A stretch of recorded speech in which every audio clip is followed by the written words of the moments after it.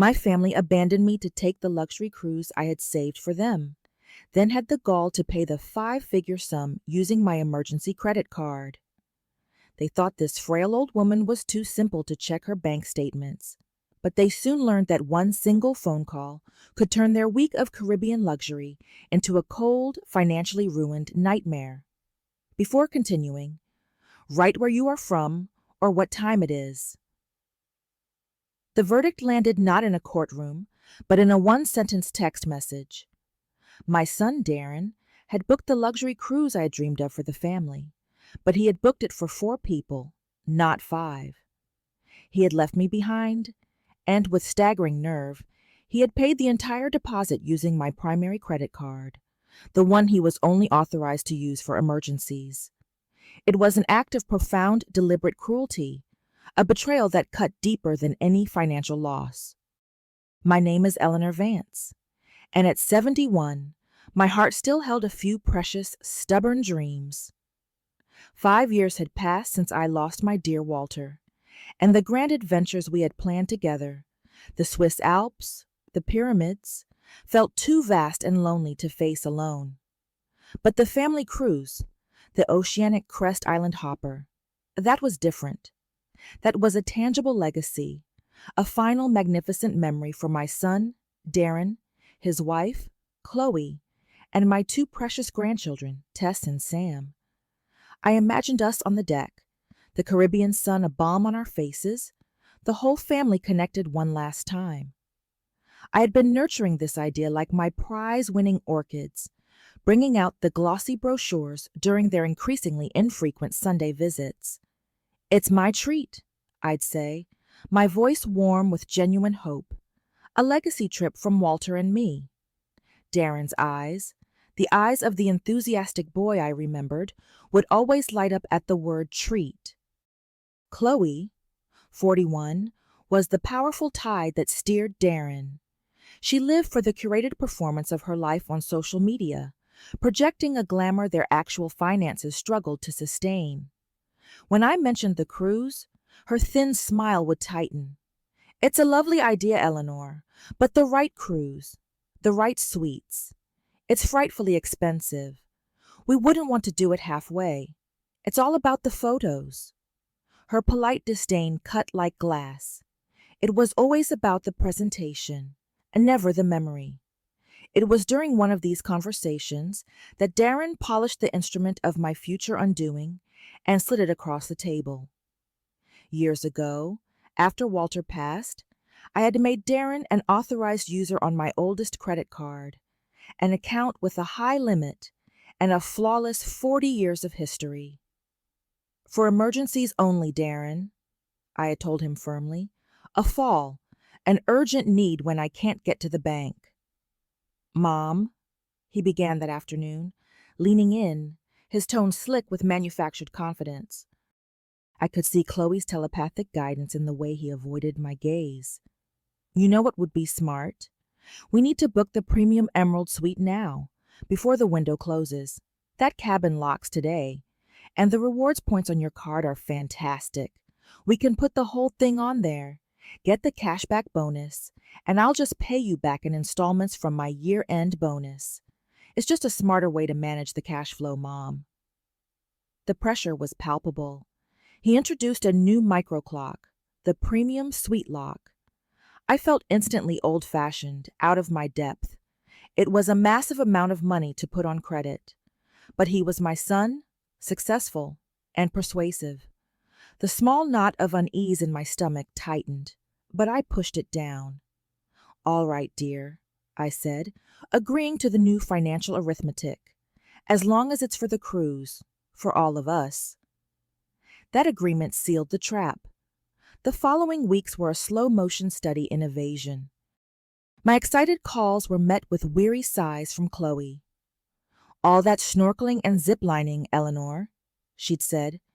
"We were worried it might be too strenuous for you. You wouldn't want to just be sitting on the ship all day, would you?" The implication was clear. I was too old. I was a burden. I was a drag on their glamorous, Instagrammable adventure.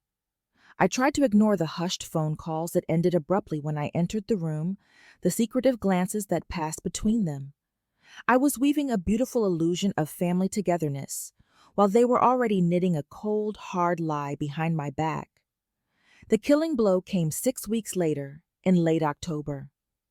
Darren and Chloe came over, but Darren barely touched my famous lemon meringue pie.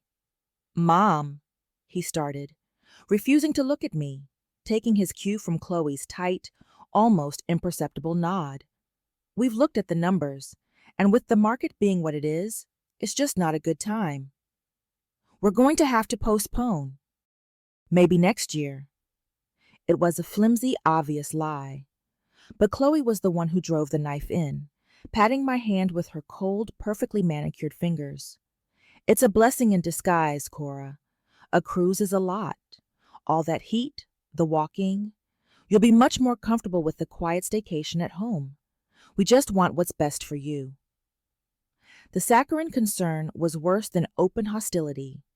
They were writing me out of the script of my own dream, managing the old mother for her own good. I accepted the slight with a quiet, sad resignation. I just wanted my son's love, and if that meant letting go of a dream, so be it. I texted him later that night, a foolish, motherly act of faith. "I understand about the cruise, honey. Don't worry about me.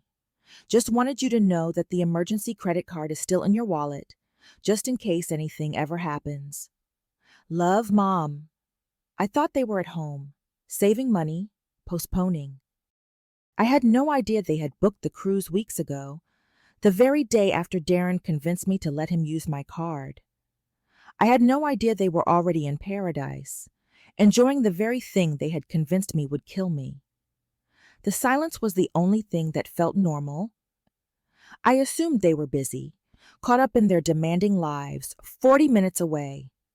I had no idea that $12,500 of my savings, my security, was currently paying for their drinks on the high seas. Then, that evening, a familiar buzz from my phone. It wasn't a confirmation text from Darren. It was an automated message from the bank. "Transaction alert, large charge, processed by Oceanic CR for $12,500. The fraud had not just been the booking. The charge had just hit the system, confirming the lie in cold, hard numbers. I stared at the 5-figure sum, my breath suddenly thin and sharp in my chest. They weren't postponing. They were already gone. The betrayal was confirmed not by a corporate email, but by a brightly lit digital photograph. It was a simple image, just an hour later, sent from my granddaughter, Tess. The background was stunning. Turquoise ocean, fading to an impossibly white sand beach. And in the corner, Tess's smiling, sun-kissed face. The caption read, "Hi, Grandma. Wish you were here. The Caribbean is so beautiful. The water is warmer than a bathtub. Love you, Red Heart. The Caribbean. The big ship. Dad said you couldn't make it." The words didn't make sense. I stared at the image, then reread the caption. My confusion didn't last. A cold, thick dread, like sludge, began to creep up my spine. My hands started to tremble, a physical tremor that made the phone jump in my grip. He couldn't have. But the $12,500 charge from the night before screamed the truth. I grabbed my tablet, my heart pounding a panicked rhythm against my ribs. It took me 4 tries to key in the password, my fingers clumsy with shock. I navigated to my credit card portal, the one Darren was an authorized user on, the one meant only for emergencies. I logged in, the screen a sudden damning burst of light in the dim living room. The world tilted. The screen was filled not just with the colossal initial charge, but with a recent ongoing list of my son and daughter-in-law's betrayal. There it was, the charge from 6 weeks ago for $12,500. Merchant, Oceanic Crest Cruises. Description, 7-night Eastern Caribbean Emerald Suite voyage. 4 passengers, not 5. My name, my dream, my security, neatly, brutally excised. Then came the new charges, the ones from the last 72 hours. They were not just paying for their trip. They were living the lie at sea on my dime. Onboard purchases, casino and bar tabs, Avenue of Gems, Port Vista, a jewelry store, coastal reef excursions, a dolphin encounter fee. I scrolled, my breath hitching in my throat with each new financial stab. A purchase for a couple's spa retreat, clearly documented as a service for two. Another bar tab for over $200. They were spending my money, my savings, my buffer against the unexpected, with a careless, joyful abandon. I saw Chloe's condescending smile as she told me the heat would be too much for me. I heard Darren's earnest lie about postponing the trip for financial reasons. They had played me for a fool, a simple old woman whose resources could be plundered while she was safely discarded. They thought I was too old. The profound, shattering grief was immense, a physical weight in my chest. But then, as I stared at the line item for the couple's massage, a new feeling rose up, cold and sharp, and utterly clear. It was the quiet, steely fury of a teacher who has just watched a favorite student cheat on an exam. It was unforgivable. They thought I was technologically inept. They believed I balanced my checkbook with a pencil and wouldn't know how to navigate online banking. They forgot I was the one who taught Darren how to use his first computer. They forgot that the one thing I excelled at, even in my retirement, was patient, methodical instruction. And they had just made a fatal miscalculation. The phone lay beside the tablet, and right on the screen, below the scrolling list of their opulent expenditures, was the customer service number for the credit card company. They were trapped on a floating palace, miles from any port, their entire lavish existence tied to one single, fragile financial thread: my credit. I looked at the sheer volume of their purchases, the casual arrogance of it all. They were so confident in my ignorance, so certain of their escape, that they had not even bothered to check if I still had access to the account they were bleeding dry. I realized their supreme confidence had left me with the perfect weapon: a high-limit credit card, a Wi-Fi connection, and a direct, real-time feed into their deceit. I had the power to cut the thread. I could call right now, report the fraud, and watch their world implode within the hour. The impulse was a wild, hot flood. But that wasn't the way to teach a lesson. My years as a teacher had taught me that immediate punishment often leads to instant panic and easy deflection. For a lesson to truly sink in, the consequence must be commensurate with the offense and delivered at the point of maximum impact. They were sailing back. They were relaxed, sun-drenched, their guard completely down, their debt swelling to a magnificent, bloated figure. The time was not now. The time was later. I looked at the line for the couple's spa retreat, the price mocking my trust. I would wait until the final 2 days of the cruise, when they were on a long sea day, miles from any external ATM, any hope of a wire transfer. They would be trapped. They would be at their most vulnerable. I took a deep, deliberate breath, the scent of my orchids, which had gone unwatered in my shock, pulling me back to the present. The tears were done. The strategy had begun. I was no longer the heartbroken mother. I was the unseen captain of their financial destiny. I reached for my old lined ledger book. I had a case to build, and every line item of their greed would become a bullet point in my final presentation. I needed to document the exact total, down to the last cent of the $12,500 they had stolen, plus the accruing damage. I sat there, documenting their pleasure as my pain, and then I saw a new charge pop up, fresh from the ship's casino. Darren had just bought a stack of chips. I smiled then, a cold, dangerous smile. They had just increased the price of their own misery. The anger, cold and crystalline, had replaced the chaotic grief. My resolve was not a flash flood, but the slow, inexorable rising of a massive dark tide. I opened my old teacher's ledger, the one I used to track my students' progress, and began to methodically record every detail of their theft. The date and time of Tess's photo, the initial $12,500 million charge to Oceanic Crest Cruises, the precise fee for the coastal reef excursions. Each line item was a cold, hard piece of evidence against my son. They truly believed I was a digital fool, a relic. They had forgotten my last decade in the classroom was spent integrating new technologies, that I understood the cold, hard logic of data. Their condescending ageism was their fatal miscalculation. My plan required one thing: patience.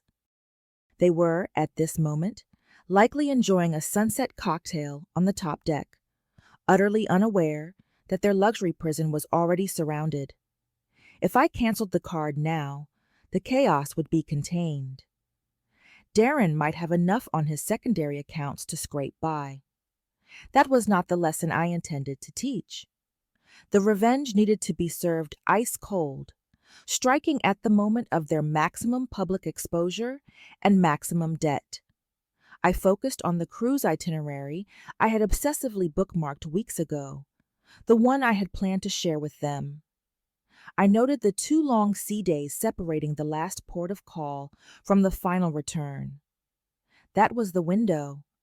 They would have maximized their spending, fully indulged in every overpriced perk. That is when the trap would spring. My quiet preparation began. I drafted a short, simple script for the phone call to the credit card company, practicing the tone: professional, calm, utterly unyielding. I needed to sound like a client reporting fraud, not a mother reporting betrayal. Next, I opened a new browser window and pulled up the company policy on authorized users and fraud.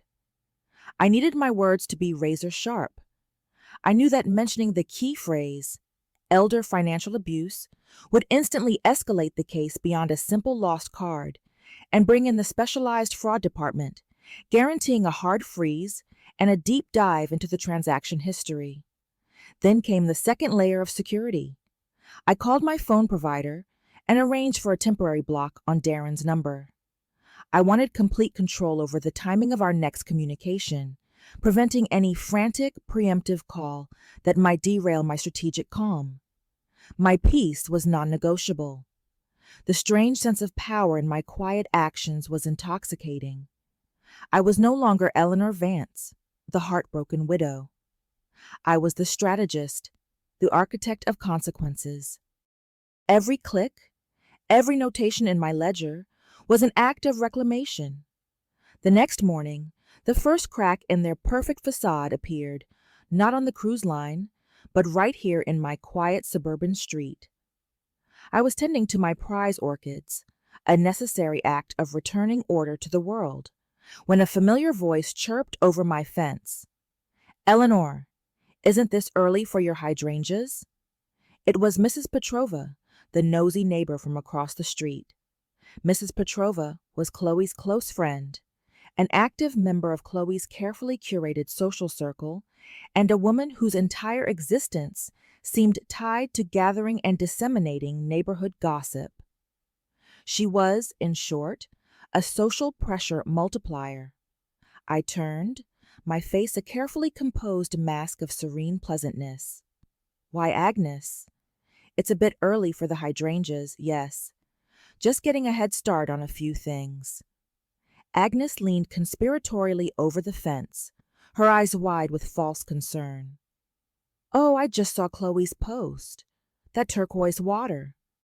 It looks so relaxing." My breath caught. Chloe had posted about the trip publicly.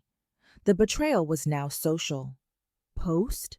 I asked, keeping my voice mild, as if I were discussing the price of potting soil. "I assumed they postponed, dear. Darren mentioned the market was a bit tight right now." Agnes's eyes bugged slightly. Her brain was calculating the social implications of this lie. "Oh, goodness. Well, I saw her post yesterday. Said they were celebrating Sam's early graduation gift.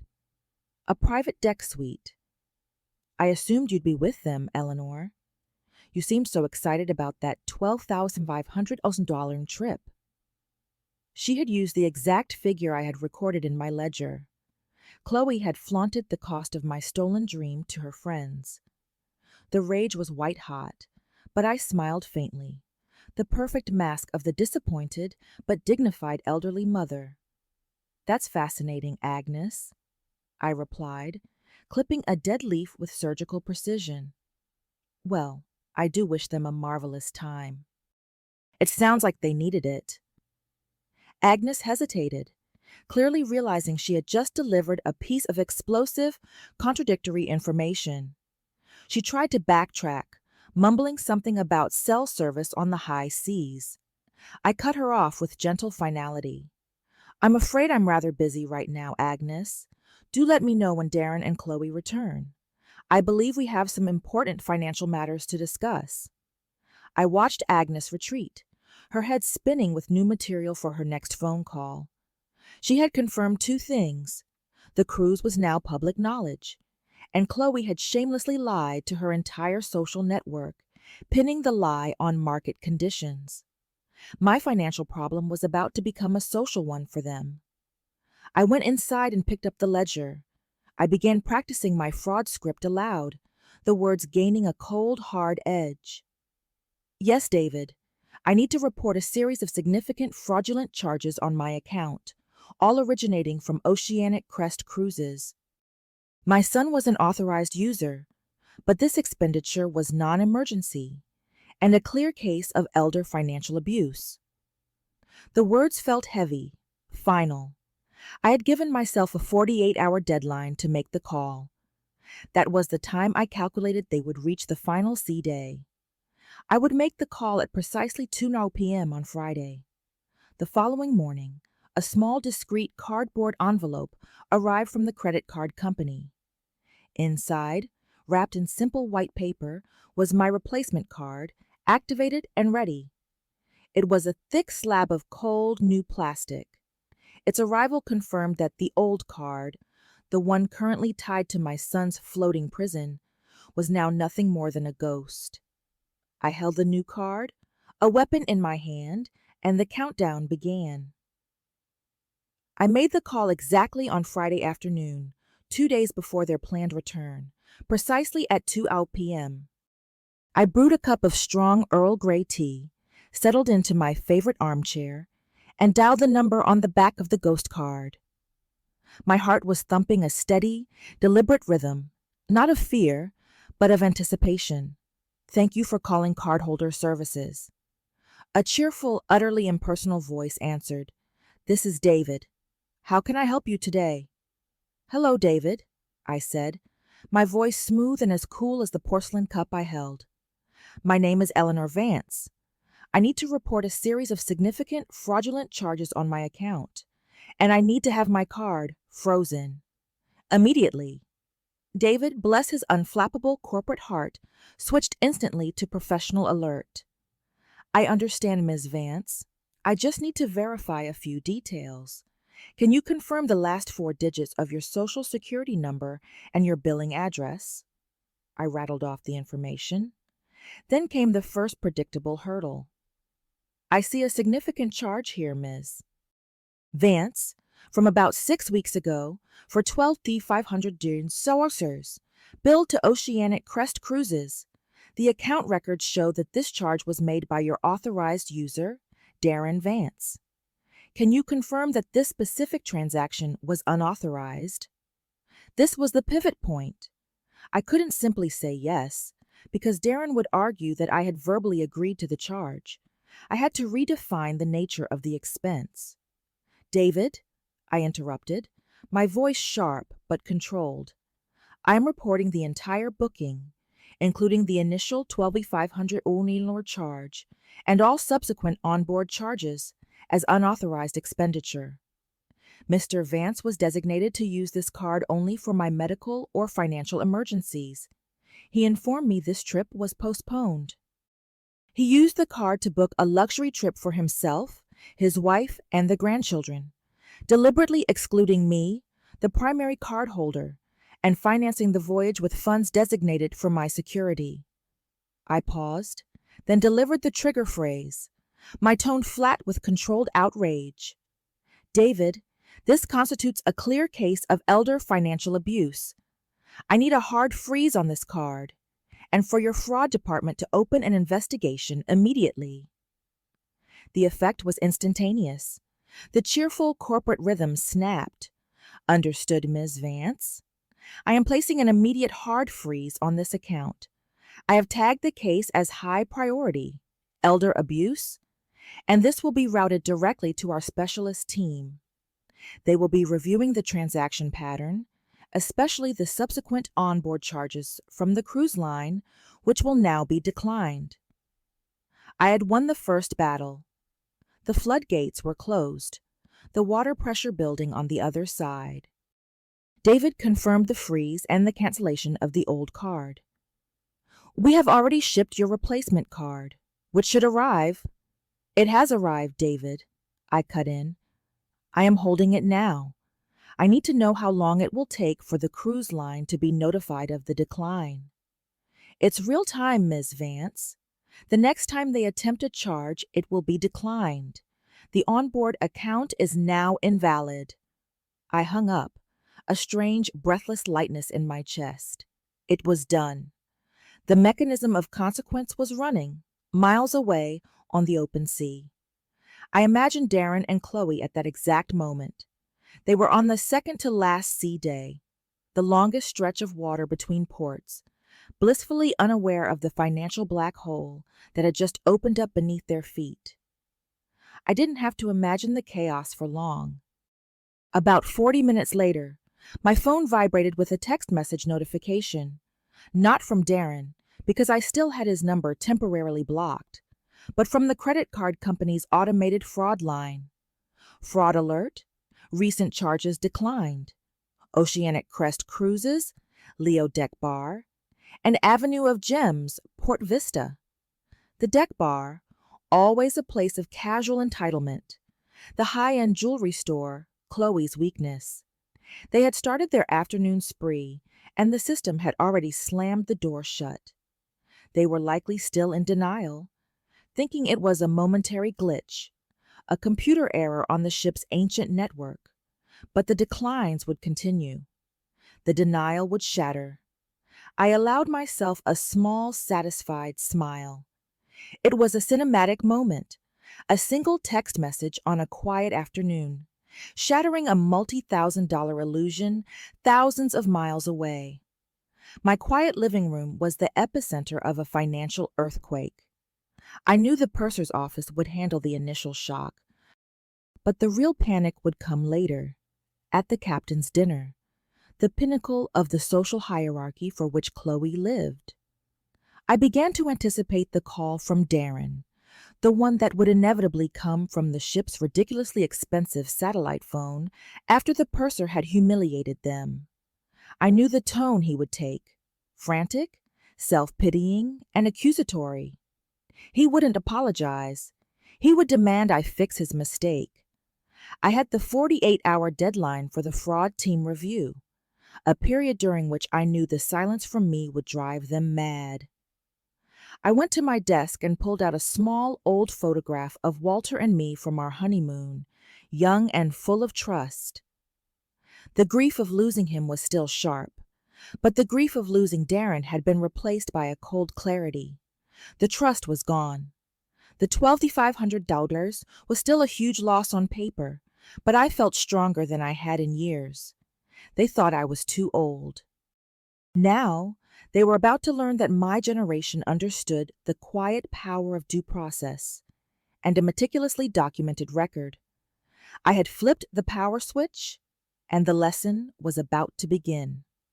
The final, desperate confrontation was the only thing left. I didn't need a ship's camera feed to see the humiliation unfold. I had the itinerary, the transaction list, and my imagination, sharp as a tack. I knew the exact moment the floor dropped out from under them, the grand finale, the captain's dinner. Chloe had been anticipating this night for weeks, a chance to wear her new high-end designer gown and broadcast her sophisticated lifestyle. They would have sat down in the magnificent, multi-story dining room, surrounded by hundreds of well-dressed passengers. They would have ordered the lobster, the filet mignon, and the most expensive bottle of vintage wine on the menu, all charged directly to the stateroom account, linked to my frozen card. The waiter, a polite young man named Marco, I had read the ship's staff profiles in the brochure, would have presented the wine bill. Darren, with a confident, careless flourish, would have handed over his room card. The scene would play out in exquisite, silent dread. Marco smiles, swipes the card, and then frowns. He tries again. His polite, professional smile falters. He returns, expression apologetic, leaning in to whisper, "Sir, my deepest apologies, but the card for your onboard account has been frozen. There appears to be a significant hold placed by the issuing bank." The blood would drain from Darren's face. He would try to laugh it off, blame a computer error. He would discreetly fumble for his own secondary debit card, only to remember that he had barely any funds left after their extravagant port-of-call spending at the Avenue of Gems. Chloe, seeing the panicked sweat break out on his forehead, would finally understand. Her carefully curated evening of elegance, the one designed for the perfect social media post, would be crumbling around her, the silent laughter of the surrounding tables echoing in her ears. The ultimate humiliation would arrive when the ship's purser, a stern man named Mr. Finch, my imagination needed a serious figure, approached their table. He would explain, in low professional tones, that not only was their card frozen, but their entire massive onboard account, the bar tabs, the couple's spa retreat, the casino losses, the souvenir shop purchases, was now due immediately. Mr. Finch would then deliver the final blow. And furthermore, Mr. Vance, there is an overdue charge of $1,500 for the private VIP offshore excursion that was meant to be debited at your last port. As we have no valid payment method, I must inform you that your stateroom key cards are now deactivated, and all on-board charging privileges are revoked. You are effectively stranded. I knew from my documentation that Darren had convinced me to pay for that private excursion, promising it was the deal of a lifetime. The non-refundable nature of the deposit and the immediate need for settlement made it the perfect piece of leverage. They were penniless castaways on a floating city of luxury. Their entire social standing, their dignity, stripped away in an instant. They would be forced to follow Mr. Finch to the purser's office, where they would have to sign a humiliating promissory note against their future earnings, all under the judgmental gaze of the ship's staff. I pictured the frantic, whispered argument in the purser's cramped office. Darren, blaming Chloe for the excessive spending at the Avenue of Gems. Chloe, hissing at him for relying on his simple old mother's money. They were in the middle of the Atlantic, a full day away from port, and they had no way to receive a quick wire transfer. Their grand vacation, their triumphant escape from the mother they had so callously discarded, had turned into a gilded prison. Every subsequent meal would be a negotiation, every request for a towel or a cup of coffee, a stark, public reminder of their financial failure. Back in my quiet living room, the scene played out on the silent screen of my mind. I had received a flood of fraud alert emails confirming dozens of decline charges at every level of the ship's retail operation. I looked at the phone.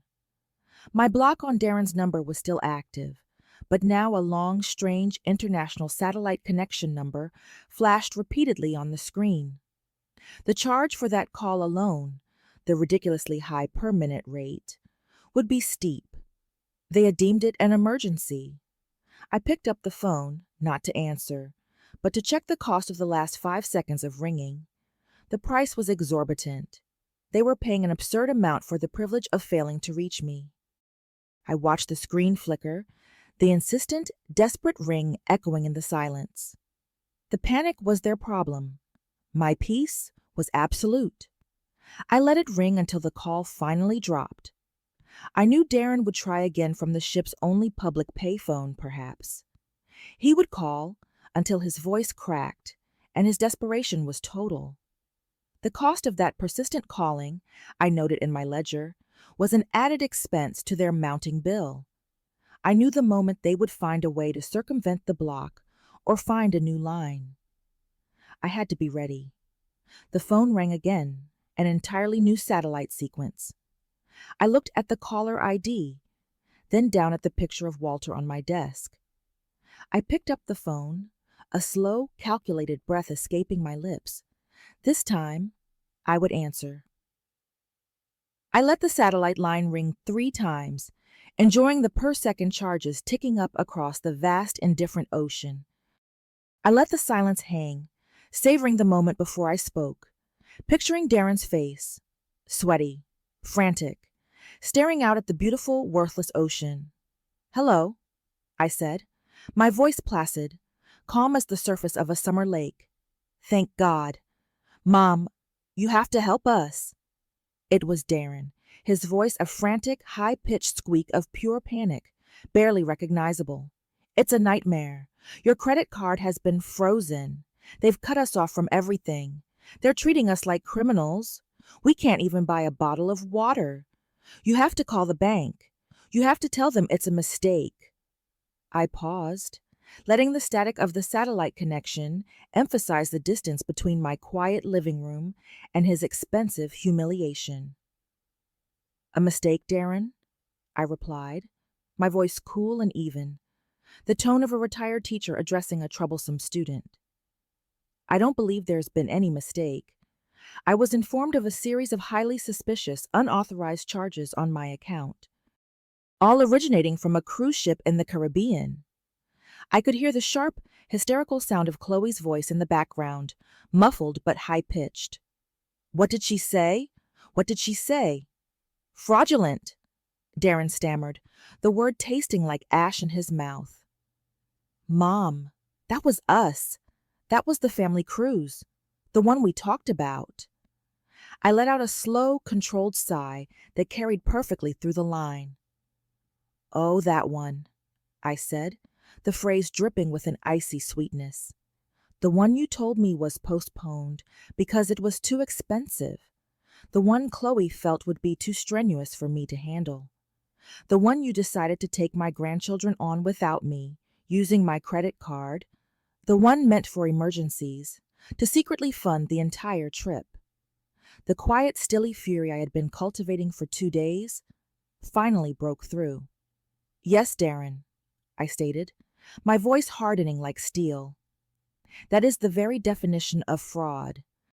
I followed the bank's security protocols, and I had the card frozen to prevent further fraudulent activity." He launched immediately into the old familiar pattern of excuses and frantic justifications. "Mom, it was a misunderstanding. I was going to pay you back. It was just easier to use your card for the points. You're taking this all the wrong way. You're ruining our vacation." "No, Darren," I cut him off, the word a clean snap. "You ruined your own vacation the moment you decided to lie to your mother and steal from her. You thought I was too old, too simple to notice. You underestimated me." I drove the knife deeper, ensuring the financial cost was attached to the social and emotional cost. "I see the charges for the Avenue of Gems and the couple's spa retreat. I see the charge for the private VIP offshore excursion. That $12,500 was supposed to secure my future, not fund Chloe's accessories." He wailed then, the sound thick with self-pity and entitlement, not guilt. But how? We have no money. We're stranded. What are we supposed to do?" Then Chloe snatched the phone. Her voice was shrill, spitting with desperation. "Eleanor, please. Think about Tess and Sam. They're having a horrible time. They're embarrassed. We can't even afford the ship's satellite phone charges to call you. Don't you care about your grandchildren's dignity?" She was trying to use the family shield, the classic maneuver of the manipulative antagonist.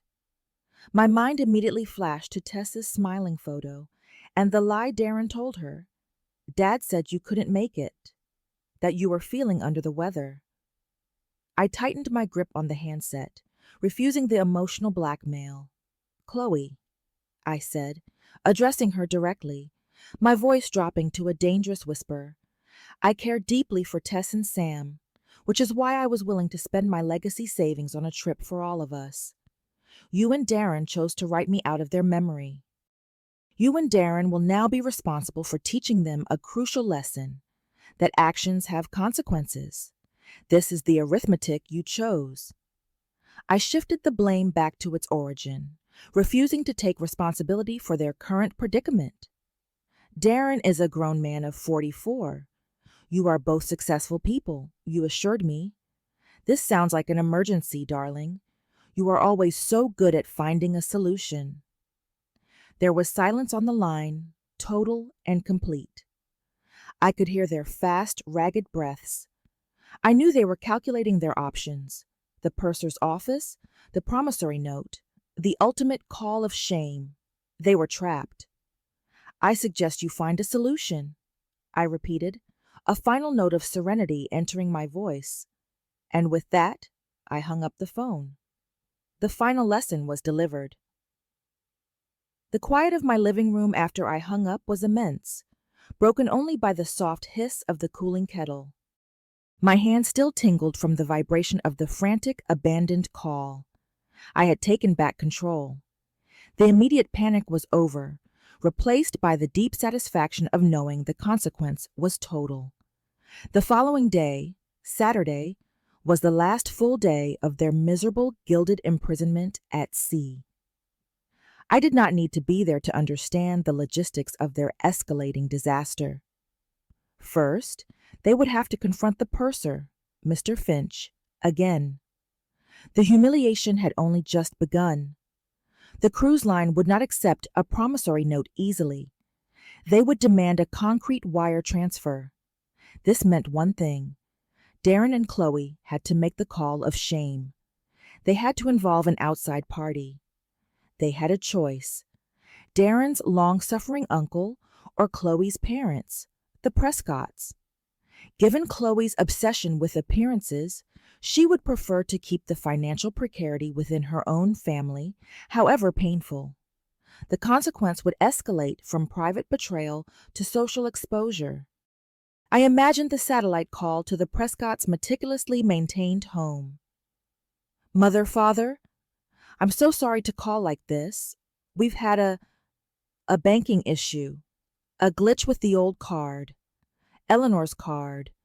We need you to wire the ship $14,500 immediately. The need for a number larger than the cruise fare would be evident. The onboard account, swollen by the bar tabs, the jewelry, the couple's spa retreat, and the now demanded penalty for the private VIP offshore excursion, had likely tipped the bill to a devastating sum. The need to admit this level of financial failure to the very people they tried so hard to impress would be agonizing for Chloe. I knew the Prescotts were financially comfortable, but fiercely judgmental.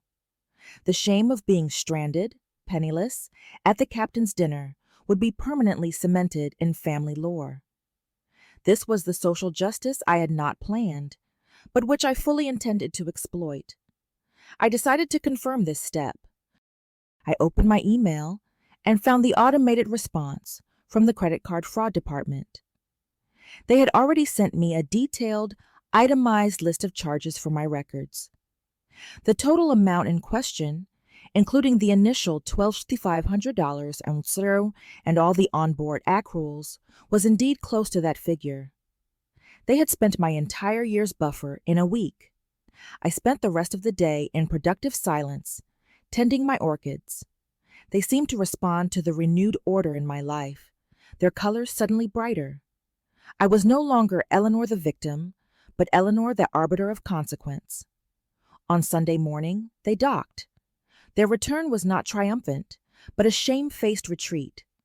They would have been met by an escort from the ship's security team, rushed off the boat, and into the terminal, past the smiling, excited faces of the disembarking passengers.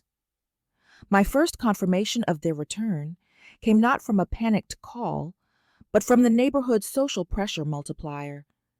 Mrs. Petrova. I was standing in my kitchen when the side door rattled. A loud, insistent tremor. I opened it to find Agnes Petrova standing there, eyes wide, her face a mask of delicious, barely concealed shock. She was clutching a large plastic envelope. Eleanor, you won't believe the sight. They just pulled up to their house. Darren drove, but Chloe, well, she practically fell out of the car. Her face, Eleanor, it was green. And the children, they looked like they'd been dragged out of the ocean. No luggage either, just those small backpacks. I lifted a cool eyebrow. Is that so, Agnes? I was rather hoping they'd bring back my credit card. Oh, they've lost more than a card, Eleanor, she whispered conspiratorially, leaning in. My husband said he saw Chloe's mother, Mrs. Prescott, drive them away immediately. Straight to the bank, I'd bet. And they left their bags with me. Chloe's expensive new luggage, Eleanor. She asked me to hold them until they settled their debt. I closed my eyes for a fraction of a second, processing this final beautiful twist. They were so desperate, so financially ruined, that they had pawned their high-end luggage to their social arbiter. The 12,500 Ubelzer cruise had cost them their money, their dignity, and their reputation. Thank you for that update, Agnes, I said, giving her a slow, measured smile. I'm sure they'll be busy recovering from their terribly stressful, expensive trip. I will speak to them in due course. Good day. I closed the door gently, the sound of the latch clicking into place a final, satisfying sound. I had their social arbiter. I had their financial lifeline. The next step was their immediate personal confrontation. I knew it would be a desperate attempt to manipulate the narrative. I had to wait for the predictable, self-righteous ambush. The inevitable reckoning arrived on Monday afternoon, precisely 48 hours after they had been whisked away by the Prescotts. I knew the moment they turned onto my street. The loud, fast crunch of expensive tires on the gravel drive, followed by a car door slamming with vicious force. They were not here to apologize. They were here to shift the blame. I waited in the living room, next to my ledger and my untouched teacup. I heard the lock turn. Darren still had a key from 5 years ago. He burst in, followed by Chloe, whose face was blotchy, stripped of its carefully applied glamour. Her eyes were red-rimmed, and the air around her smelled faintly of stale ship chlorine. "Mom, what the hell is wrong with you?" Darren yelled, immediately launching into the attack. "You called the bank? You reported me? We nearly got detained by the purser.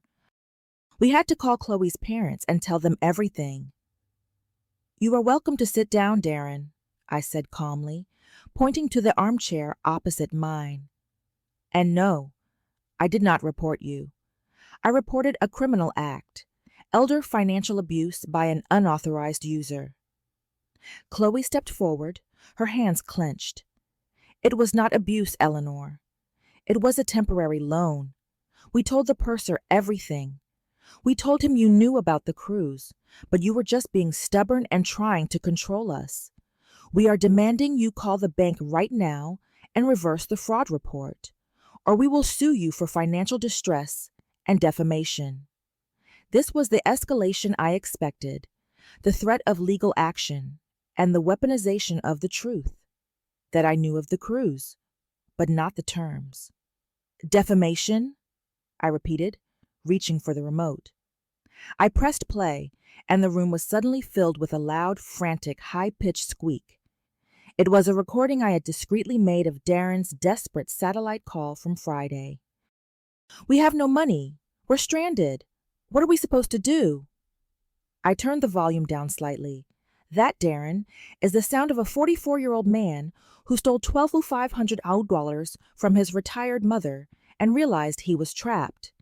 I have a full ledger documenting every charge, including the jewelry store purchase and the couple's spa retreat, all obtained under false pretenses. "We'll explain the card use to the police. They won't side with you." Chloe spat. "They won't have to," I replied, standing up, finally achieving the height of the moral high ground. Because you see, the cruise line has already conducted its own internal investigation. I had been waiting for this moment. I pointed to the phone on the side table, where the number 800 Oceanic had just flashed and disappeared. The corporate security office of Oceanic Crest Cruises called me 15 minutes ago, Darren. They've reviewed the purser's report, the one detailing your public debt settlement and your attempts to blame the cardholder. They also reviewed the fraud report I filed. A frantic energy seized them both. "What did they say?" Darren demanded, his voice dropping to a desperate whisper. Before I could answer, my phone rang again. It was the corporate number. I held up a finger, silencing them both, and answered with professional calm. "Eleanor Vance speaking." A cool, serious voice was on the other end. "Mrs. Sterling, this is Mr. Hayes from Corporate Guest Experience and Security. We've concluded our review into the fraudulent use of your card for the booking made by your son. We take elder financial abuse very seriously, and the pattern of behavior here, particularly the subsequent conduct on board, was deeply concerning to us." I had an audience for this conversation. I put the call on speakerphone. "We have documented the entire incident," Mr. Hayes continued, his voice echoing in my silent living room. "And because our services were used as the backdrop for such a painful family situation, our company has decided to offer full restitution." Darren and Chloe were staring at the phone, frozen, their faces turning the color of bad milk. The price of their humiliation was about to be confirmed. "Mrs. Vance?" Mr. Hayes' voice continued, calm and formal. "We have reviewed the evidence. We have already refunded the entirety of the cruise fare, including the initial $12,500 charge, back to your account." A sound escaped Darren's throat, a strangled choke of disbelief. Chloe just stared, her mouth slightly open. The theft was not just unsuccessful, the money was back in my bank, minus the charges for the onboard spending they had already paid to the cruise line via the Prescott's wire transfer. The $12,500 in euro was safe. "And as a gesture of our profound apology for the distress this has caused you, and in recognition of the dream you were denied, we would like to offer you a complimentary 7-day Emerald Suite voyage for two on any voyage of your choosing within the next 2 years," Mr. Hayes concluded. "On us, of course. We will be in touch with the details." I thanked Mr. Hayes and hung up the phone. The room was silent, save for the hum of the refrigerator. Darren and Chloe stood there, their shame absolute, their greed finally costing them everything. "A full refund," I stated, looking straight at Darren. "A free luxury cruise. Your betrayal cost you the last shred of my respect, forced you to expose your financial desperation to the Prescotts, and paid for my actual dream trip." Darren was unable to speak. He looked like a cornered animal, his eyes darting frantically. Chloe finally found her voice, but it was thin, defeated. "You've cut us off, Eleanor. You've ruined the family." "No," I said, standing tall. "You ruined the family the moment you chose opulence over honesty. The lesson is simple, Chloe. Some things cannot be bought with a credit card, and some people cannot be dismissed simply because you think they are too old. The script is flipped. You no longer have access to me, my time, or my resources. Darren, finally finding a desperate, last-ditch attempt at control, took a stumbling step toward me. "I'm still your son, Mom. You can't just—" I cut him off, my voice soft but final. "I can. You have taught me the final necessary lesson, and now the class is dismissed." I walked toward the front door, opened it, and gestured with a precise, unyielding motion. "You will remove your name from my authorized user account, and you will return the house key. The cost of the cruise was the loss of your mother." They left, defeated and silent, the crunch of their retreating steps on the gravel sounding like the snapping of dry branches. The story ends not in the courtroom, but on a sun-drenched balcony, months later. I finally took my trip. I chose a quiet, luxurious itinerary. I'm sitting on the deck of my complimentary 7-day Emerald Suite voyage for two, looking out at the turquoise water. The sun warms my face, and the air smells like salt and possibility. I am not alone. I brought my closest friend, Margaret, whose company is earned, not bought. I pick up a copy of the old, glossy Oceanic Crest brochure I brought with me. I turn it over and use the back to write a final message to Darren and Chloe, which I sent before I left the port. To Darren and Chloe, I am finally on my dream cruise. It was paid for not by my savings or my sacrifice, but by the direct consequences of your greed and disrespect.